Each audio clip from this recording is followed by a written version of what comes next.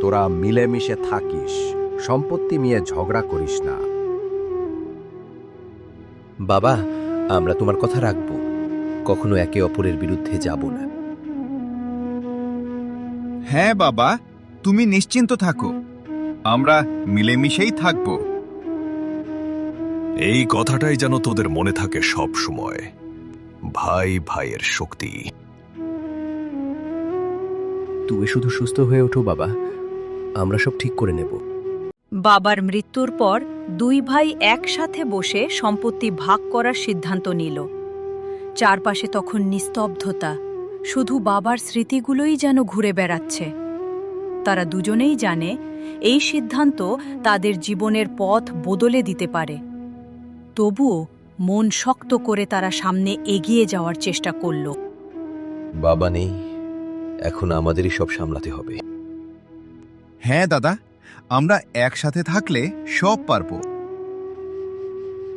তাই ভাবছি সম্পত্তি ভাগটা গ্রামের লোকদের সামনে করি। ঠিক আছে দাদা, এতে কোনো ভুল বোঝাবুঝি থাকবে না। শোনো, কাল ভাগাভাগির সময় ভালো ভালো জমিগুলো আমি নিজের নামে নিয়ে নেব। ছোট কিছু বুঝতেই পারবে না।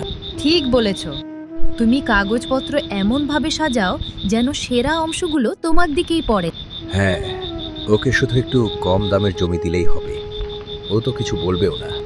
ও তো তোমার উপর অন্ধ ভরসা করে, এই সুযোগটাই কাজে লাগাও।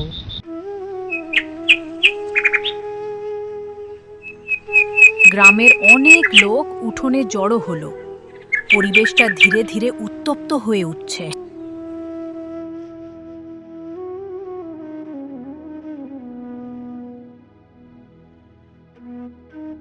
সবাই এসেছে, আজই সব মিটমাট হয়ে যাবে।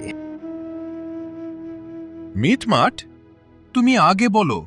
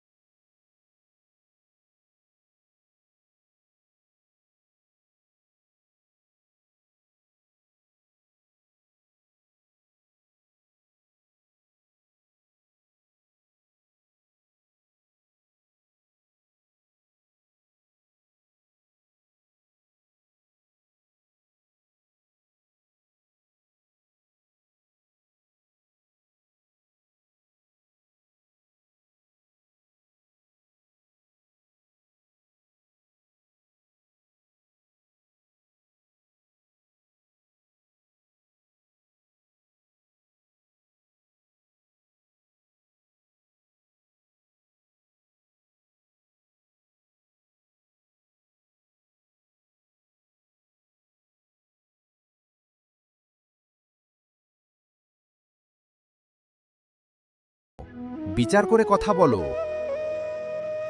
আজ পরিষ্কার কথা, ন্যায্য ভাগ না পেলে আমি মানব না।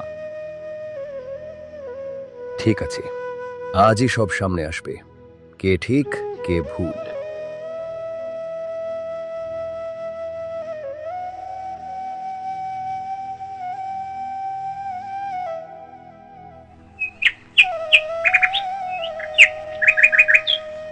ভাগাভাগির পর দুই ভাই আলাদা হয়ে গেল।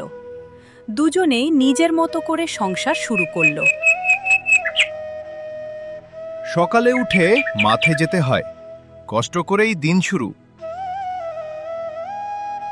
ভাত লবণেই চলতে হবে, এখন এটাই আমাদের বাস্তব।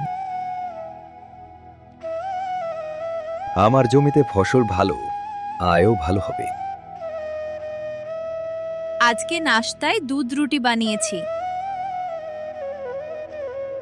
দেখছো, ওরা সকালে কত ভালো খায়।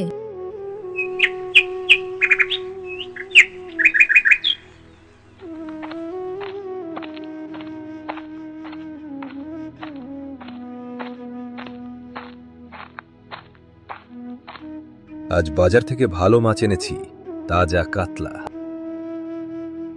ওহ দারুণ! আজ তাহলে মশলা দিয়ে ঝাল করে রান্না করব। আজ একটু জমিয়ে খাওয়া হবে, অনেকদিন পর। হ্যাঁ, আর পাশের বাড়ির লোকজন যেন গন্ধ পেয়ে হিংসে করে। আমাদের কপাল ভালো, সব ভালো জিনিসই আমাদের ভাগ্যে এসেছে। আমাদের ঘরে শুধু ডাল আর ওদের মাছ মাংস। কি আর করব, ভাগ্যটাই এমন। তুমি সারা দিন খাটো, তবু একটা ভালো খাবার জোটে না। চেষ্টা তো করি, কিন্তু সব সময় তো কপাল সাথ দেয় না। ওদের দেখলে মনটা খারাপ হয়ে যায়। কেন আমাদের এমন হলো? একদিন ঠিক আমাদেরও ভালো সময় আসবে, তুমি চিন্তা করো না।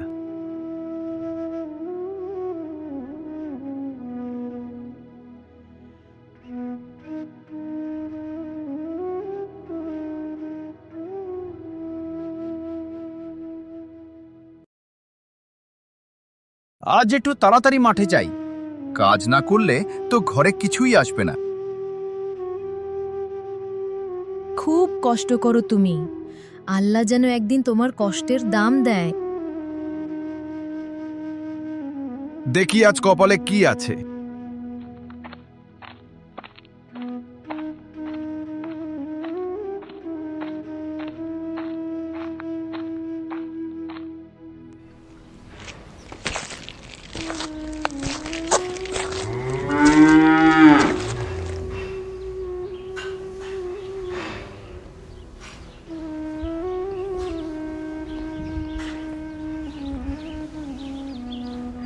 ছোট ভাই মাঠে লাংলো দিচ্ছিল।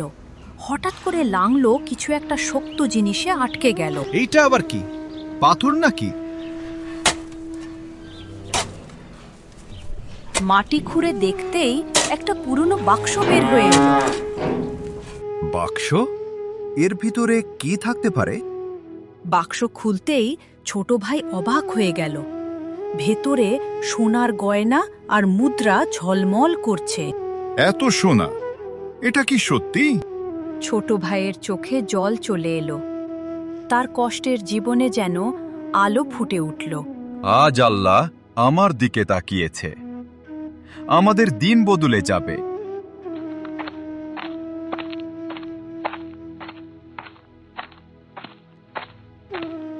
কি হলো? আজ এত খুশি দেখাচ্ছে কেন? দেখো, আমাদের কপাল খুলে গেছে। সব কথা শুনে ছোট বৌদির চোখে আনন্দের জল এসে গেল। সত্যি? তাহলে আমাদের কষ্টের দিন শেষ। হ্যাঁ, এবার আমরা ভালোভাবে বাঁচব।